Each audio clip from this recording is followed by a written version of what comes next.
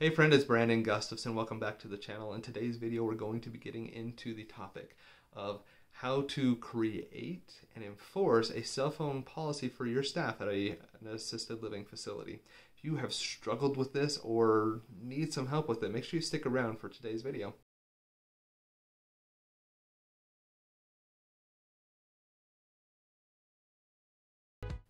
Hey friend, I'm Brandon Gustafson. I own and operate 2 assisted living facilities, and I created this channel to help people just like you to learn the ins and outs of investing in assisted living. Welcome to Assisted Living Investing.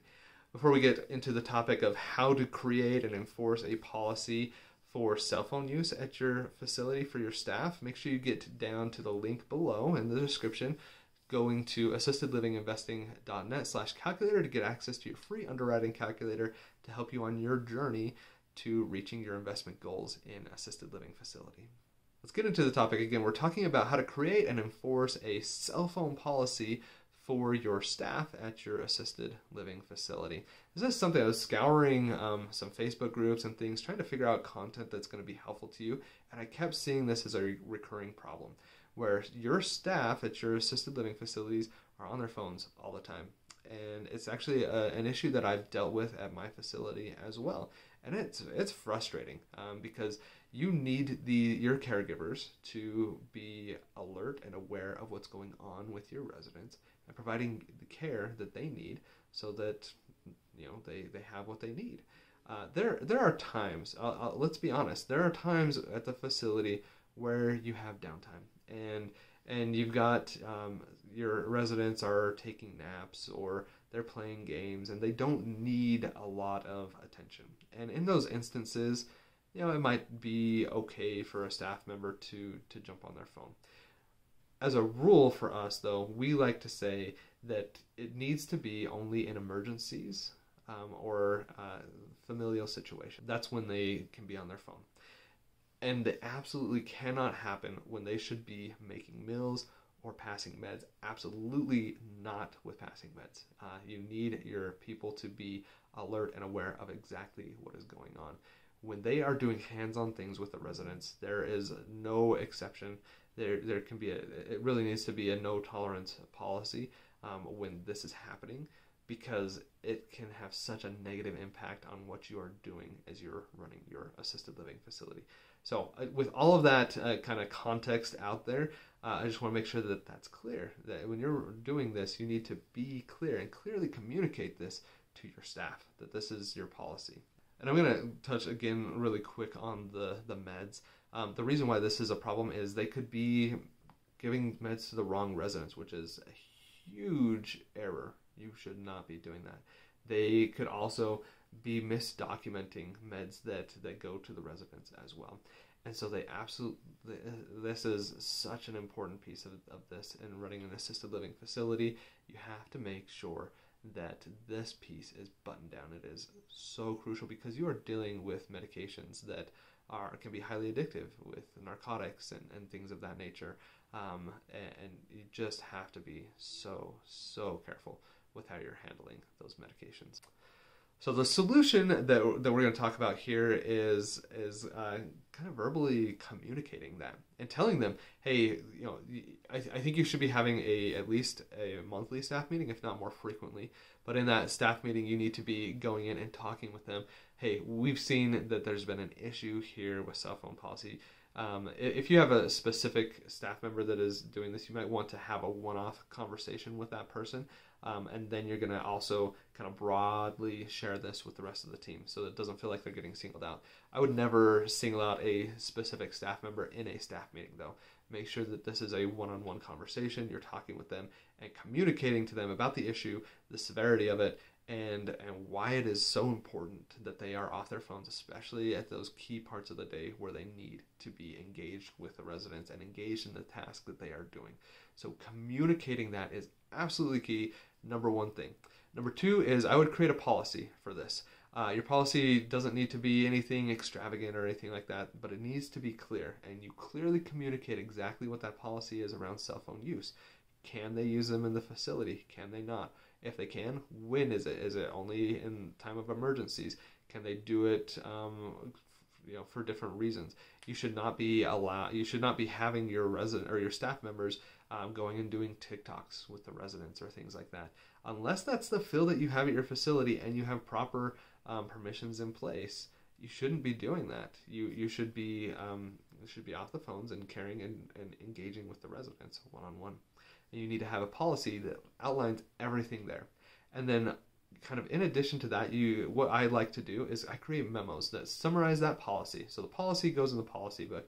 And then I have a memo that is distributed out to my staff or residents sometimes if I'm doing that. But in this situation where I'm working on a cell phone policy, this is a memo that is specific to the staff that states this is the new policy. This is what you can and cannot do with a cell phone, and these are the consequences of it. And make sure it is communicated extremely clearly. It's going to protect you in case somebody comes back and says, well, I didn't know I wasn't supposed to be on my phone, and that's why I had that med passing error. It's a stupid thing. But you also just kind of need to back yourself up, have those policies, have those memos, communicate it out, and make sure everybody is aware that this is this is what's going on. That's the solution for you, the quick and dirty, the high-level solution. You need those three things: good communication, a policy, and a memo. All around that, all of those things kind of fall into that communication piece, but it's extremely important for you to have that in place. Now let's talk about what are some of the key components that make an effective policy around cell phone usage for your staff at your assisted living facility. So what are the components of an effective cell phone policy that you have at your facility?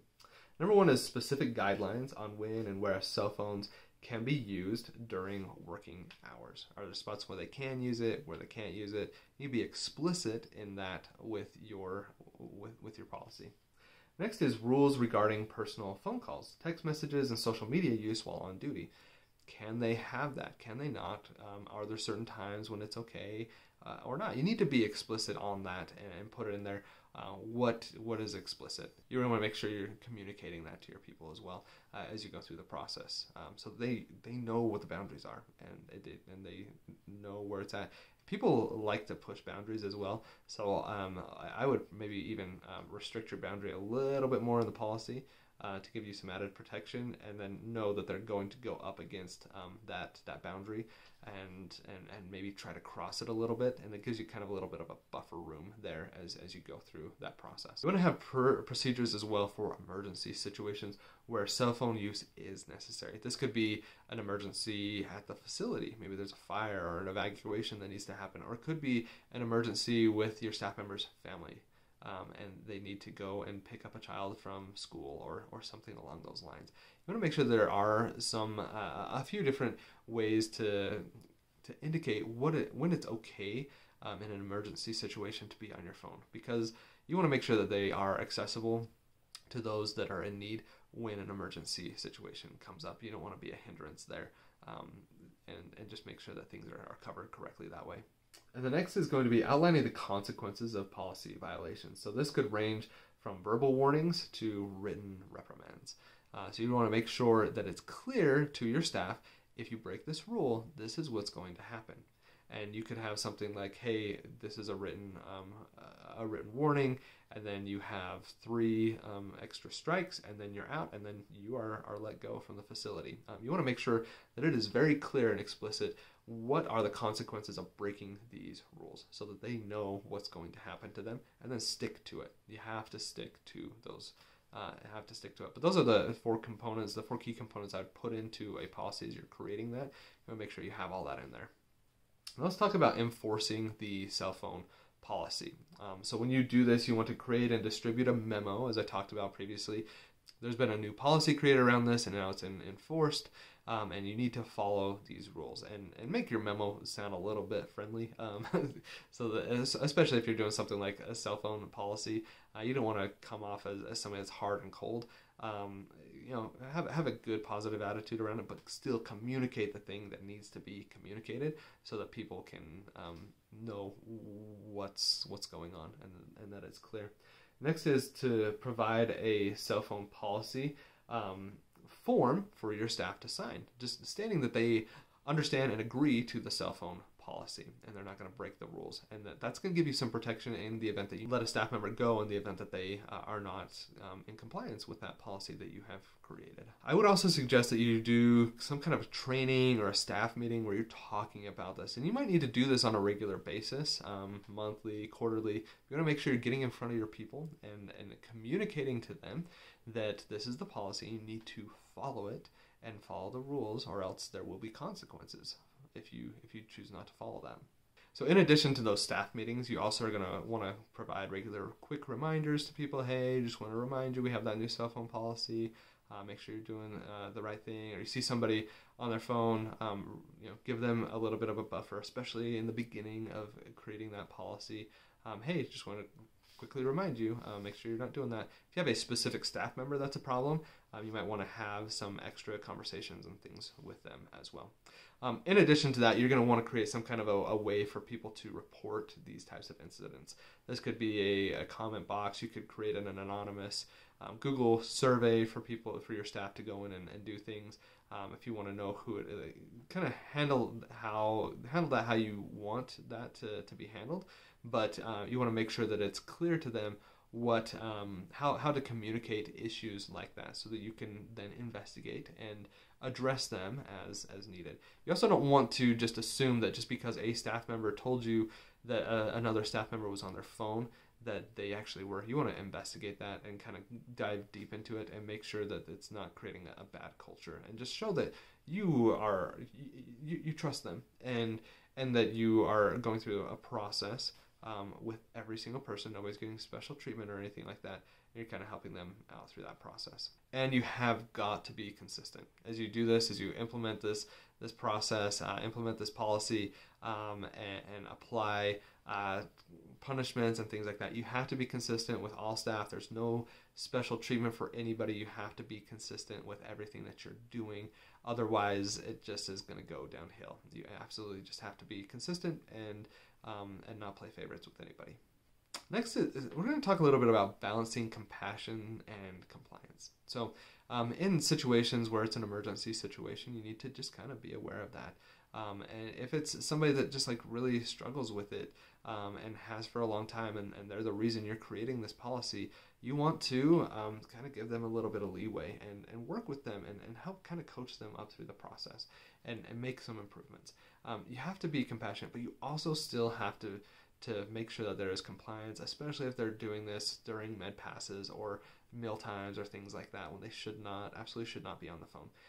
You've got to make sure that those things are enforced, that people are following the rules, but also show a little bit of compassion, and it will go a long way towards helping them see that you are a real person and that you're there and you want them to succeed and that you're there to help them do that. And then as you go through that, you want to just have some continuous monitoring of the process. How are staff doing? If they're doing well, then throw a pizza party or give them gift cards or reward them in some way. And if it's not going well, then you need to have deeper conversations and deeper training and make sure things are in line. If you're seeing that your policy just isn't cutting it and people aren't following the rules, you need to do that and just make sure you're regularly hitting on these things. I would say if cell phone issues are a problem in your facility, touching on it on a quarterly basis, even if it's just a quick reminder of the policy rather than a deep dive, that's fine. You just want to make sure that you're doing the things that are required for you and your staff to be successful in following this.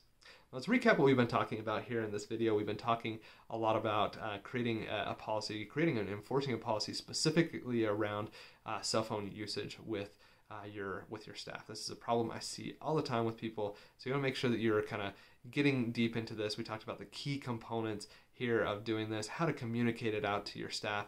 We talked also about balancing compassion and compliance, enforcing that policy, the different components of the policy, and then just continuous monitoring as you go through that process. If you found this helpful or you need more assistance in implementing this type of a policy, comment that down below. I'd love to see what I can do to help you out through the process and help you run a successful assisted living facility. If you found this to be helpful, make sure you like the video, subscribe, and ring the bell so you get notified every time we put this type of content up here on the channel. I'm here to help you invest, but also run a successful assisted living facility. That's what we have here on the channel. Excited to help you out through that process. And if you need some help and want to start your own assisted living facility, get over to assistedlivinginvesting.net and you can get access to the free underwriting calculator that we have that's also linked down below in the description. Does residential assisted living sound interesting to you, but you don't know how to get started? At Assisted Living Investing, we're here to help you through the process, start to finish. Thanks for watching and have a great day.